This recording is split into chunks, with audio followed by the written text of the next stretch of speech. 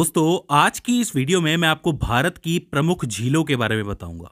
यानी कि भारत के जितने राज्य हैं उन राज्यों के अंदर जो प्रमुख झीलें होंगी उनके बारे में आपको बताऊंगा। अब आप ये कह सकते हैं कि भारत में तो हजारों लाखों की संख्या में झीलें हो सकती हैं, तो क्या हम सबको पढ़ने वाले हैं? तो देखो, नहीं। हम सिर्फ हर एक राज्य की जो प्रमुख झीलें हैं, जो महत्वपूर्ण झीलें हैं जिससे डायरेक्टली सवाल पूछा जाता है, उनके बारे में जानेंगे, जिससे कि आपके एग्जाम की प्रिपरेशन अच्छी हो जाए। तो हम ज्यादा टाइम ना लेते हुए शुरू करते हैं। अब देखो, यहाँ पे सबसे पहला सवाल जो आपके दिमाग में आना चाहिए वो ये है कि एक झील होती क्या है। भाई सीधी सी बात है, आप झील पढ़ने वाले हैं तो झील का मतलब तो समझ लो। तो देखो, साधारण शब्दों में आपने तालाब देखा होगा, मतलब आपके घर के आसपास तालाब देखा होगा, या फिर मान लो कि बारिश होती है तो आप देखते होंगे कि सड़क पे कोई गड्ढे होंगे तो गड्ढों में पानी जमा हो जाता है। तो ये जो तालाब और ये गड्ढे होते हैं जिनमें पानी भरा हुआ होता है, झील बस इसका एक बड़ा स्वरूप है। यानी कि एक बहुत बड़ा गड्ढा है जिसके अंदर बहुत सारा पानी भर गया है, उसे आप झील कहते हो। अब बड़े से मेरा मतलब बहुत बड़ा, मतलब बहुत बड़ा इन द सेंस बहुत सारी जमीन उसने घेर रखी है, तो वो झील कहलाता है। तो इसका मतलब अगर हम परिभाषा दें तो हम ये दे सकते हैं कि झील जल का वह स्थिर भाग होता है जो चारों तरफ से स्थल खंडों या फिर जमीन से घिरा हुआ होता है। जैसे एक गड्ढा होता है वो जमीन से घिरा हुआ ही होता है, एक गड्ढा बन गया, आसपास उसकी जमीन ही होती है। वैसे ही झील के आसपास जमीनें होती हैं, बस उस गड्ढे के अंदर पानी होता है। अब याद रखना, ये जो पानी होता है ये समंदर से जुड़ा हुआ नहीं होता है। जैसे कि नदी होती है, नदी एक जगह से दूसरी जगह बह के जाती है और फाइनली जाके समंदर में मिल जाती है। तो नदी समंदर से जुड़ी हुई होती है, एक छोर समंदर से जुड़ा हुआ होता है। लेकिन झील के साथ ऐसा कुछ नहीं होता। झील का पानी स्थिर रहता है, रुका हुआ रहता है, उसमें धारा प्रवाह नहीं होती है। तो अब यहाँ पे एक चीज आप समझ सकते हो कि अगर पानी रुका हुआ है तो उसका वाष्पीकरण भी जल्दी होगा। तो ऐसा भी हो सकता है कि तेज गर्मी की वजह से वो पूरा पानी ही वाष्पीकृत हो जाए, उड़ जाए। तो इसीलिए जो झीलें होती हैं वो अस्थायी होती है। मेनली वो क्या होती है, बनती हैं फिर गायब हो जाती हैं, फिर बनती हैं फिर गायब हो जाती हैं। तो अब आपको समझ में आया कि एक झील क्या होती है, एक बड़ा गड्ढा जिसके अंदर पानी भरा हुआ है। अब देखो, झीलों के प्रकार की बात करते हैं। झीलें कई प्रकार की हो सकती हैं, ये इस बात पर निर्भर करता है कि वो झील बनी कैसे। जैसे कि एक प्रकार होता है मीठे पानी की झील, यानी कि ऐसी झील जिसके अंदर पीने लायक पानी है। अब आप सोच के देखो कि एक ऐसी झील है जिसके अंदर पीने लायक पानी है, मतलब वो पानी कहाँ से आ रहा होगा? या तो वो हाल ही में हुई वर्षा की वजह से इकट्ठा हुआ होगा, तो वर्षा का पानी हम पी सकते हैं, आपको पता है, अगर वो हम उसका फिल्टर कर ले तो। या फिर कोई नदी होगी जहां से पानी बह रहा होगा, उसकी वजह से झील में पानी आ रहा होगा। तो ऐसी झील का पानी मीठा पानी कहलाता है, पीने लायक पानी कहलाता है, और इस झील को हम मीठे पानी की झील कहते हैं। तो ये पहला प्रकार हो जाता है। इसी तरीके से लवणीय झील भी होती है, यानी कि खारे पानी की झील होती है। अब पानी में खारापन कैसे आ सकता है? किसी खारी चट्टान की वजह से आ सकता है, खनिजों की वजह से आ सकता है, समंदर के पानी की वजह से आ सकता है। तो इस तरीके की झीलें जो होती हैं वो खारे पानी की झीलें होती हैं। ठीक है।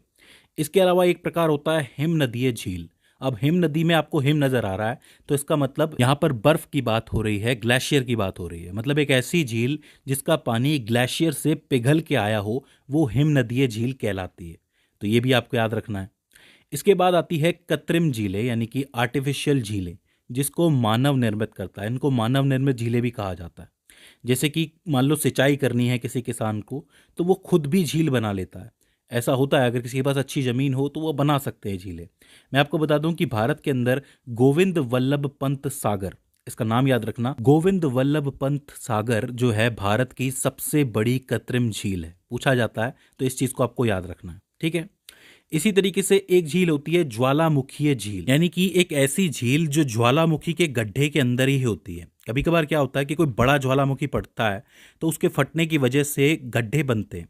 उन गड्ढों के अंदर अगर पानी इकट्ठा हो जाए तो वो भी झील बन जाता है। और कई सारे ज्वालामुखी ऐसे होते हैं जिनके अंदर वैसे ही पानी होता है, तो उन्हें ज्वालामुखी झील कहा जाता है। ठीक है। इसके बाद आती है लैगून झील। अब ये लैगून झील क्या होती है? इसको समुद्र निर्मित झील भी कहा जाता है। देखो, समुद्र के आसपास मान लो जो जमीन होती है उसके ऊपर मान लो कि कोई गड्ढा बन जाता है, और वो जो गड्ढे होते हैं वो समुद्र की लहरों द्वारा भर दिए जाते हैं। मतलब लहरें उठ के आती हैं और गड्ढों में पानी जमा हो जाता है, तो वो भी अपने आप में एक झील बन जाती है। और यहाँ पे गड्ढे से मेरा मतलब छोटा मोटा गड्ढा नहीं, बहुत बड़ा गड्ढा।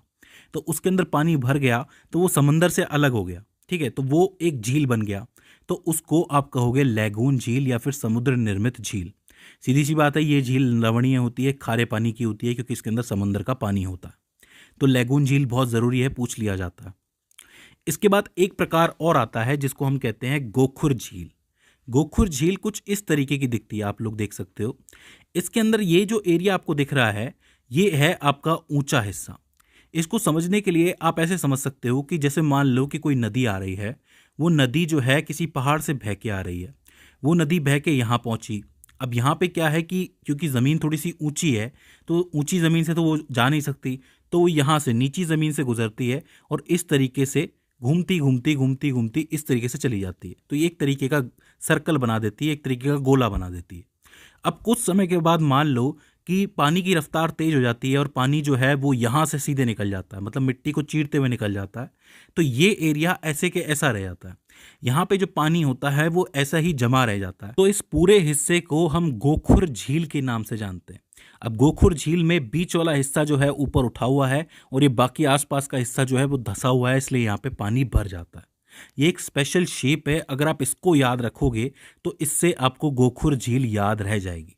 ठीक है, तो ये आपके कुछ एक प्रकार हैं, पूछे जाते हैं, मीठे पानी की झील, लवणीय झील, हिमनदीय झील, और स्पेशली ये तीन तो बहुत महत्वपूर्ण है, ज्वालामुखी झील, लैगून झील और गोखुर झील। तो इनको तो आपको ज़रूर याद रखना। तो अब आपको झील समझ में आ गई, झीलों के प्रकार समझ में आ गए। अब हम बात कर लेते हैं राज्यों की कि राज्यों में कौन कौन सी झीलें होती हैं। सबसे पहले हम शुरू करते हैं जम्मू कश्मीर से। देखिए, जम्मू कश्मीर की सबसे फेमस झील जो है वो है डल झील। डल झील एक ऐसी झील है जहाँ पे कई फिल्मों की शूटिंग हुई है, वहाँ पे शिकारे चलते हैं, आपको पता है, शिकारों के अंदर गानों की भी शूटिंग हुई है। तो आप याद रख सकते हो डल झील कहाँ पे है, श्रीनगर के अंदर है। श्रीनगर में सबसे मशहूर झील है, इसको आपको याद रखना है। दूसरी जो ज़रूरी झील है जम्मू कश्मीर में वो है वुलर झील। वुलर झील इसलिए मशहूर है क्योंकि ये भारत की सबसे बड़ी मीठे पानी की झील है। ये पूछा जाता है कि भारत की सबसे बड़ी मीठे पानी की झील कहाँ है, तो आप लिखेंगे जम्मू और कश्मीर, क्या नाम है, वुलर झील। तो ये दो झीलें हो जाती है जम्मू कश्मीर की, बहुत महत्वपूर्ण। इसके बाद आती हैं चार इंपॉर्टेंट झीलें, अनंतनाग झील, बैरीनाग झील, शेषनाग झील और नागिन झील। आप एक चीज़ कॉमन देखोगे इसके अंदर कि ये सब नाग से एंड हो रही है, या नाग या नागिन इसके अंदर आपको नजर आएगा, तो इनको आप एक साथ याद रखिएगा। अनंतनाग एक ज़िला है, उस ज़िले के अंदर ये झील है। बैरीनाग झील जो है वो बैरीनाग झरने के पास से है, यहीं से आपकी झेलम नदी भी निकलती है, मैंने आपको बताया था अगर आपको याद हो नदियों वाली वीडियो के अंदर। इसके अलावा शेषनाग झील है और नागिन झील है। ठीक है, दो और इम्पॉर्टेंट झीलें हैं जम्मू कश्मीर के अंदर, एक है मानस झील और एक है विसनसर झील। ये दो झीलें भी पूछ ली जाती है। तो टोटल 8 झीलें आपको यहाँ पे याद रखनी है। डल झील, वुलर झील, अनंतनाग झील, बैरीनाग झील, शेषनाग झील, नागिन झील, मानस झील और विसनसर झील। तो इस चीज़ को आपको याद रखना है। ठीक है, इसके बाद हम थोड़ा आगे बढ़ते हैं, जम्मू कश्मीर से इस तरफ आते हैं उत्तराखंड की तरफ।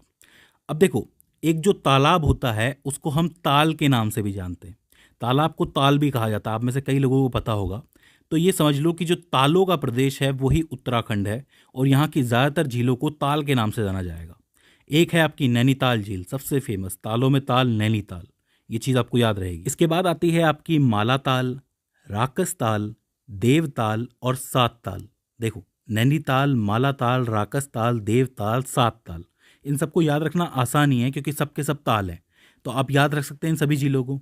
इसके अलावा एक आती है आपकी खुरपा ताल, नेकुचिया ताल और रूपकुंड झील। ये रूपकुंड थोड़ा अलग हो गया, बाकी सब तो ताल हैं। तो आप एक चीज़ याद रखिएगा कि जहाँ भी ताल जुड़ा हुआ है झीलों के अंदर, वो सब की सब कहाँ पे है, उत्तराखंड के अंदर। बस 3 झीलों को छोड़कर जिनके पीछे ताल लगा हुआ है, उनके बारे में अभी बताता हूँ मैं आपको। तो ये उत्तराखंड की झीलें हो जाती हैं। इसके बाद हम उत्तराखंड से थोड़ा नीचे आते हैं, उत्तर प्रदेश। उत्तर प्रदेश के अंदर एक झील है जो बहुत ही फेमस है, जिसका नाम है रामगढ़ ताल। ये रामगढ़ ताल जो है अलग से याद रखना, उत्तर प्रदेश की झील है, तो एक इंपॉर्टेंट झील है, इसको आपको याद रखना है। राम मंदिर से रामगढ़ ताल आप याद रख सकते हो, उत्तर प्रदेश में बना है, हाल ही की घटना है, तो आप याद रख पाओगे। इसके अलावा हिमाचल प्रदेश की बात करें तो हिमाचल प्रदेश में 2 झीलें हैं, सूरज ताल, चंद्र ताल। तो ये ताल हो जाते हैं, तो 3 झीलें हो जाती हैं, रामगढ़ ताल, सूरज ताल, चंद्र ताल।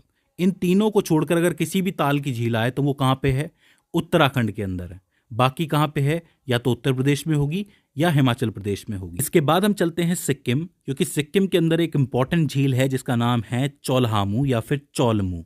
चौल्हामू या फिर चौलमू, याद रखना नाम को। ये इसीलिए ज़रूरी है क्योंकि ये भारत की सबसे ज़्यादा ऊंचाई वाली झील है। ये तकरीबन 18,000 फीट की ऊंचाई पर है। याद रखिए, ये जो तीस्ता नदी है उसका उद्गम भी यहीं से होता है। तो चौलमू झील जो है वो उत्तरी पूर्वी भारत के लिए बहुत ज़रूरी हो जाती है, तो इसको आप याद रखना। इसके बाद हम चलते हैं राजस्थान। राजस्थान के अंदर बहुत अच्छी अच्छी झीलें हैं, नाम इजीली याद हो जाएंगे आपको। राजसमंद झील, जयसमंद झील, फतेह सागर झील, डीडवाना झील और सांभर झील। ये 5 ऐसी झीलें हैं जो बहुत इंपॉर्टेंट है और इनमें से कईयों का नाम आपने सुना होगा। स्पेशली सांभर झील का तो ज़रूर सुना होगा, क्योंकि सांभर झील जो है खारी झील है। और मैं आपको बता दूं कि सबसे बड़ी अंतःस्थलीय झील भी यही है। अब आप पूछेंगे कि अंतःस्थलीय झील क्या होती है?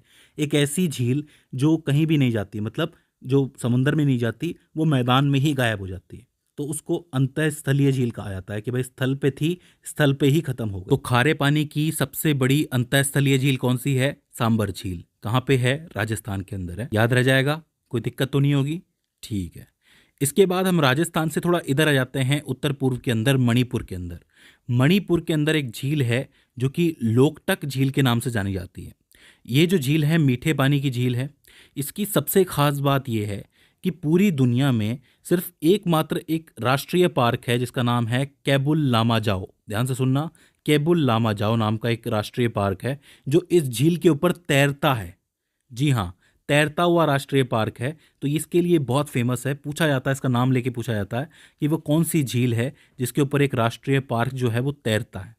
तो याद रखना। इसके बाद महाराष्ट्र की बात करते हैं। महाराष्ट्र में आती है आपकी लोनार झील। ये मेरी फेवरेट है, वो इसलिए क्योंकि ये जिस गड्ढे के अंदर बनी हुई है, जो गड्ढा बना हुआ है जिसके अंदर पानी है, वो गड्ढा एक उल्का पिंड के टकराने की वजह से बना था। सोच के देखिए कि बाहर से कोई पत्थर आया था अंतरिक्ष से, वो टकराया यहाँ पे और उसकी वजह से ये झील बनी थी। तो ये बहुत ही स्पेशल झील है, लोनार झील महाराष्ट्र के अंदर है। इस चीज़ को आपको ज़रूर याद रखना है, ठीक है। इसके बाद हम चलते हैं थोड़ा सा साउथ इंडिया की तरफ। साउथ इंडिया के अंदर सबसे पहले हम आंध्र प्रदेश देख लेते हैं। आंध्र प्रदेश में एक झील है पुलिकट झील। पुलिकट झील जो है वो भारत की दूसरी बड़ी लैगून झील है। लैगून झील अभी मैंने आपको बताया था ना कि समंदर के पास होती है और समंदर का पानी जो है भर देता है इसे, मतलब लहरें भर देती हैं। तो आप देखेंगे कि ये समंदर के पास है और समंदर के पानी ने इसको भरा है। इसमें खास बात यह है कि ये बहुत लंबी झील है, ठीक है, और लंबी इतनी है कि इसका कुछ हिस्सा तमिलनाडु के अंदर भी है। तो पुलिकट के बारे में सवाल बनता है, इसको याद रखना है ना।